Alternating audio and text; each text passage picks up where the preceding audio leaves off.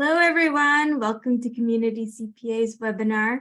My name is Catherine with Community CPA, and Thursdays are kind of our special days where we always invite a guest speaker to come talk about issues that are going on in our community, talk about business and community resources. So today we have USCRI Des Moines here with us. Carrie Trufunk is the director of the organization. And she just told me she's been on for 3 years now at the organization, and they serve refugees coming into Des Moines and in the greater Des Moines area. So Carrie, thank you so much for being on here today. We really appreciate your time and your experience. Thank you so much for having me, Catherine. Yeah, so we can kick it off now. So can you tell us a bit about USCRI Des Moines? What does it do? And a bit about your role there and the organization at large? Yeah, USCRI is the U.S. Committee for Refugees and Immigrants. We are the local Des Moines office doing work in the Des Moines area, but we're part of a larger national network. We do refugee resettlement in the Des Moines metro area, and that includes working with families right in the area, as well as those that are joining families that might be in neighboring communities, including around like Marshalltown, Ottumwa, Perry.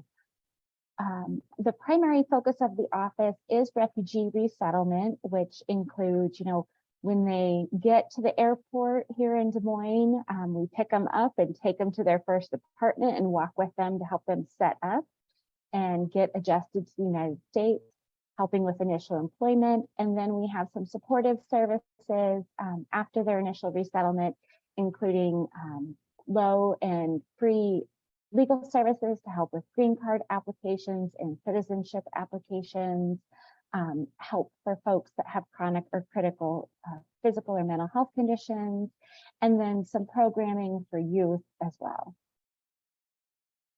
Perfect. Thank you. So for those who don't know, can you tell us what makes a person a refugee and a little bit about the demographics that you're currently serving? Yeah, refugees are individuals that are forced to flee the country that they're from. So you become a refugee if you are an individual that is facing war, conflict, persecution in your home country. And to seek safety, you not only have to leave your home and your city behind, but you have to actually flee that country. A lot of times the groups of people that are fleeing are racial or ethnic minorities, religious minorities, or groups of people that for what is called affiliation. So political beliefs, if they're LGBTQIA, if they are perceived as supporting former political regimes, that they have to then leave the country for safety.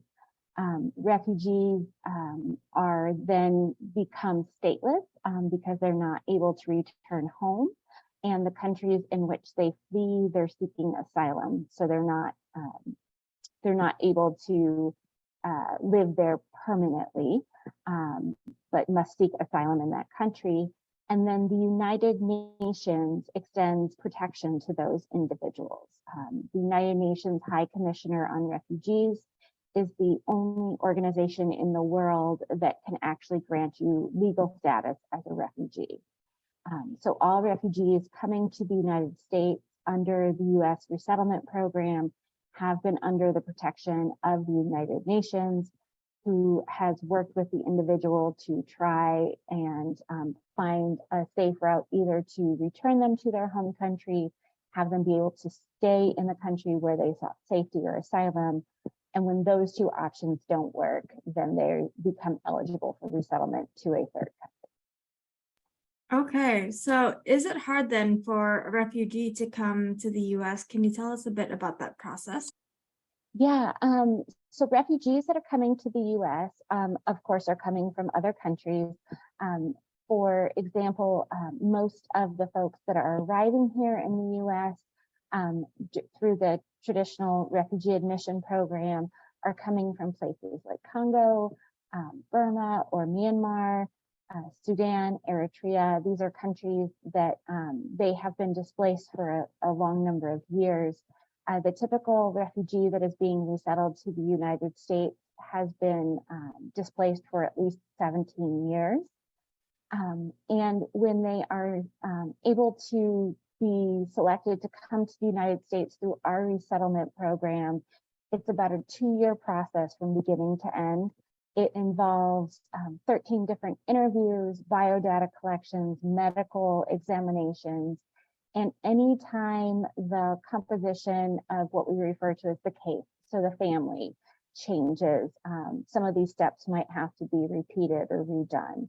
So if somebody has a baby, they may have to go through certain interviews or medical exams again. And so that process is extremely difficult. Refugees coming to the United States are the most highly vetted group of immigrants that we accept. So the US government knows more about the average refugee coming to the US than they do about any other resident group, natural born citizen, or any other immigrant. So these are individuals that have been very patient and waited a very long time to come to the US. And when everything is cleared and good to go, refugees during their process come through airline flights.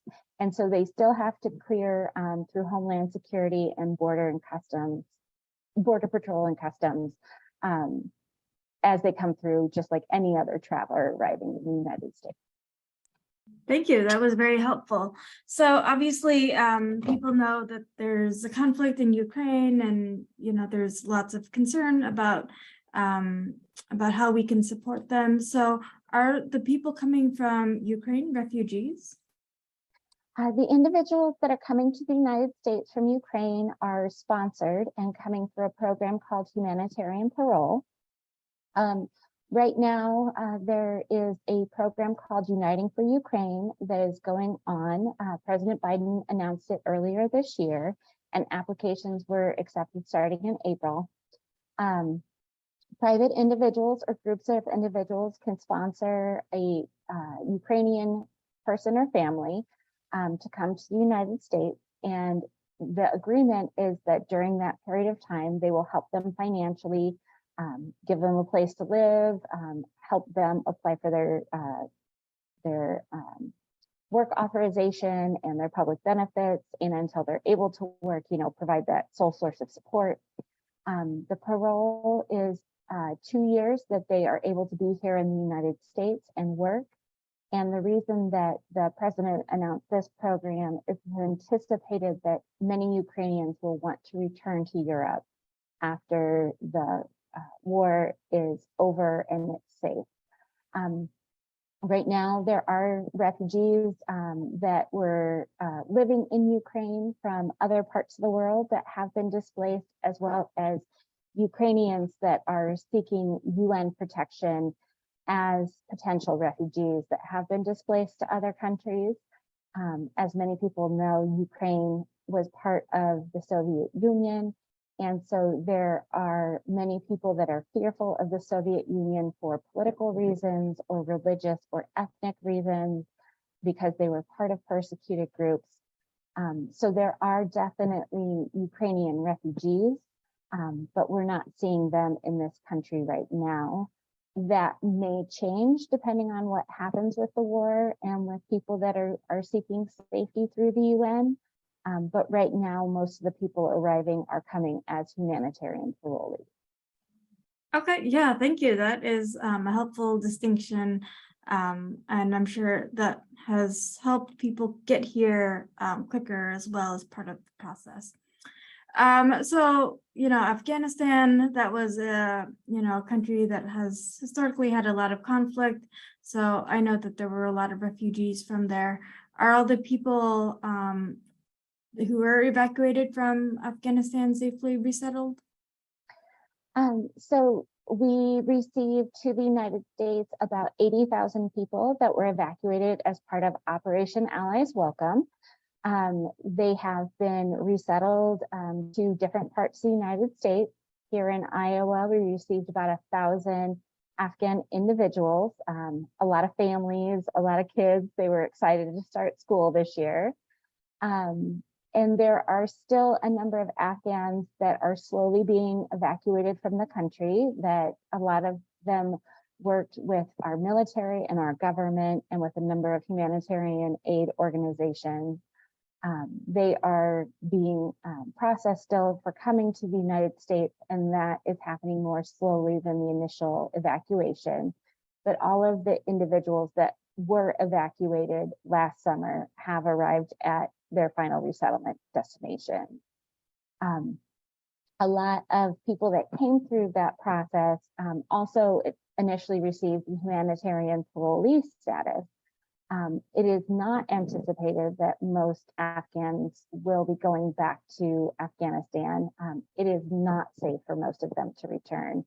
The Taliban is in power and has made it very clear that there has been a return to a lot of the very prohibitive rules and laws that many of the individuals that we evacuated were fleeing. So right now, those that were evacuated are going through the asylum process, which there has been resources put in place by the federal government to try and help expedite that process, but it is still going to be a time and resource intensive process. Or they're applying for special immigrant visas, which is a program that is for people that worked with our government and military and their direct contractors. But this is a lot of uncertainty for Afghan allies that we did evacuate. It's a long process. It takes a lot of legal expertise, and we are still struggling to find enough resources because there's just not enough immigration attorneys in this country to absorb 80,000 additional applications for these kinds of relief. So there is the Afghan Adjustment Act. It's a bipartisan piece of legislation that was introduced in both the House of Representatives and in the Senate this summer. So please reach out to your elected officials. Senator Grassley and Senator Ernst are both very supportive of our Afghan allies. So I think that they would appreciate hearing from people. This would not bypass, it's not a direct route bypassing the system for citizenship. It's just a way to set up a system that would include the additional background checks that they would have gone through with the refugee process, but it separates it from the asylum system and expands the special immigrant visa system, which has its own set of background checks. So they would still have to go through a formal process, but it unburdens an already overburdened system and gives the individuals that are here more certainty about their future ability to be legal permanent residents. Awesome. So yes, if somebody has questions about that, if they want to reach out and get more information about that part of it, would they reach out to you directly, Carrie, or is there a place that they can go to for more information? There's information on our website, which is refugees.org, and that will take you directly to the national website, and they can find more information on support for our Afghan allies there. Perfect.